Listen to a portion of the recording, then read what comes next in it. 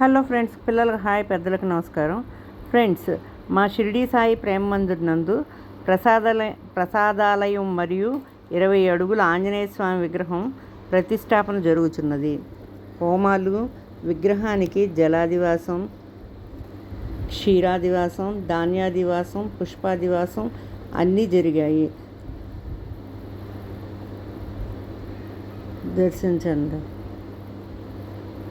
అన్ని శాస్త్రోక్తంగా జరిగాయండి. దసరా నుండి కార్తీక మాసం అంతా మాలదారులకు అయ్యప్ప మరియు మిగిలిన మాలదారులందరికీ అన్న సమారాధన 41 రోజులు, రోజుకు 400 మందికి జరుగుతుందండి.